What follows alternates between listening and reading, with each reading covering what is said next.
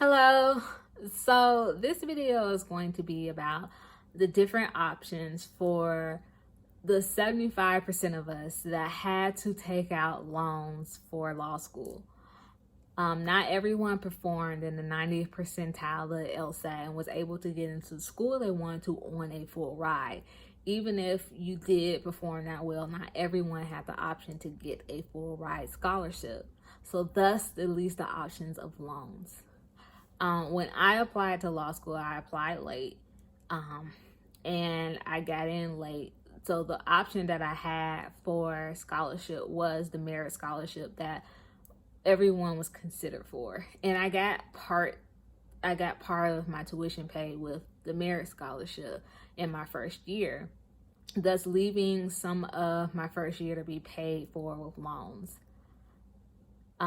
In my first semester, I performed really well. So by the time it was time to apply for a scholarship for your second year in the second semester, I was able to show that I excelled as a student, and thus I got 90% of my tuition paid for my second year, and I'm in my second year now.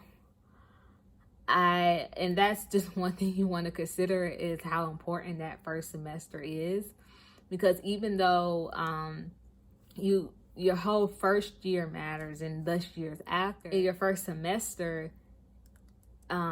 it's important that you do well, because you're applying for things in your second semester. So that's just something you want to consider. Now, what I attribute to me performing well was that my school made the environment conducive to me learning well. So that's just something you want to consider before applying or accepting a offer, or before applying or considering a school for considering a law school.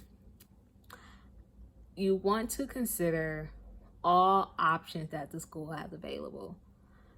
Now, the scholarships that I received for my second year, they were scholarships from alumni that went there.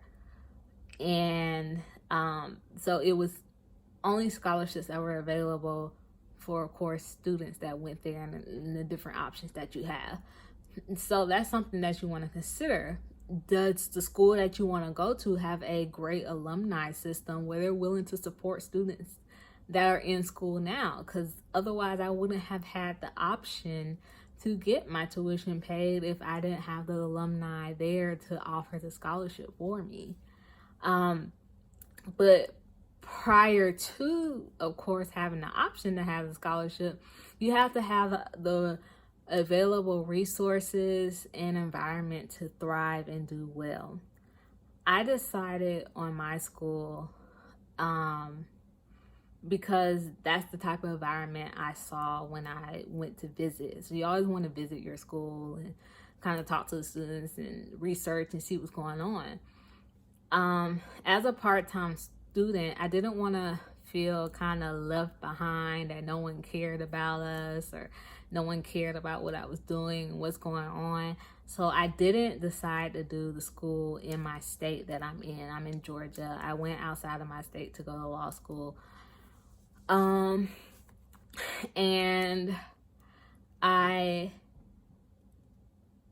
I went outside my state to go to law school because the school that I decided I thought had a lot of great options for me to thrive in. First of all, they had tutors at my school to help you with all your first year classes. So you have a different resource, a person that performed really well in that class, and they're able to help you.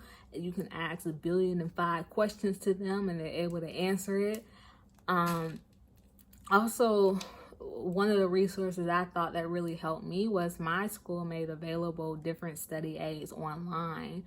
So I was able to supplement stuff that I was learning in class. If I didn't understand something, I can go online and research it and pull up the different study aids to review it.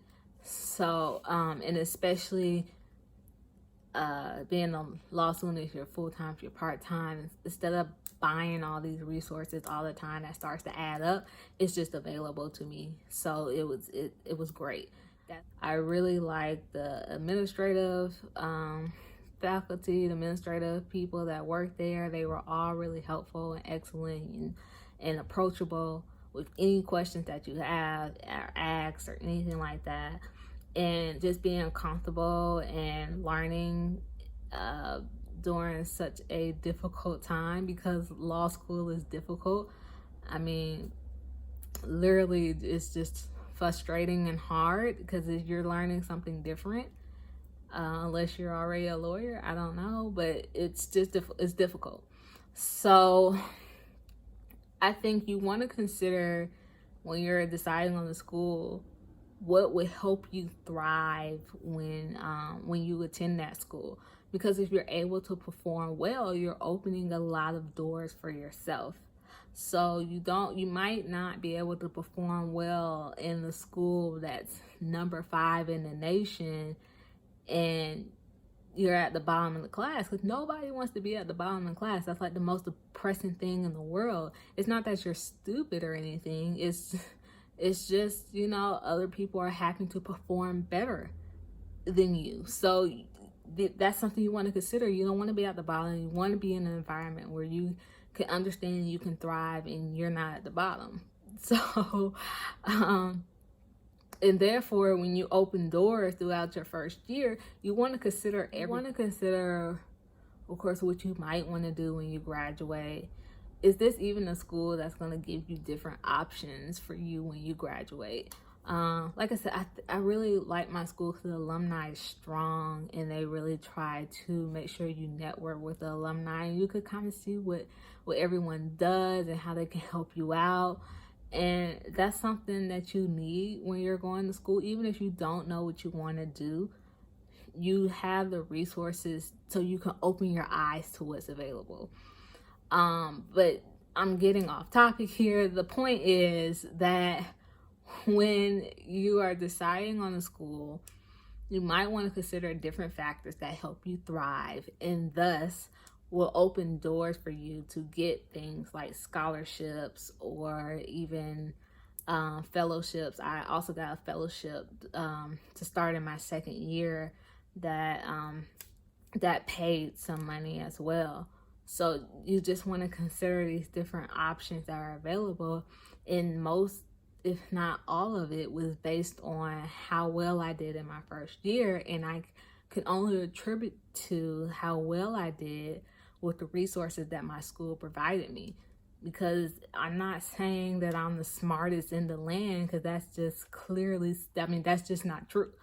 I just had an environment during my first year where I can thrive, and I worked hard for it, and it helped, and it paid off. So I just want to put out there the different options for people who might have sat for the LSAT, and the LSAT is it's just difficult too. So that's not saying how smart you are. Some people just automatically thrive better in that type of environment, and some people don't. But if you think that you can thrive better in school and then boost yourself to continue through that, and you think you can thrive better in school, you have the option to get scholarships. Now, again, I had to take out some loans in my first year, but comparably, it's nowhere near $140,000 worth of debt. So that's just something you want to consider. Do you want to pay off $140,000, $200,000, $300,000 worth of debt for school? Or do you want to go somewhere that you're able to thrive in and has the different options available for you? So that's just something I want to put out there for people to consider. Just let me know in the comments if you have any questions. I just really love to help people out, because I know if you have any questions, I know when I was applying to school and when I was researching, I was aggressively on the internet looking for any type of stories, any type of scenarios, any type of anything. One, to help me just feel better about myself, that I'm not going through this for nothing. And two, just to see what's all out there. So, of course, everyone's pushing for you to be in the 90th percentile for the LSAT. And if you are, that's great. That's awesome.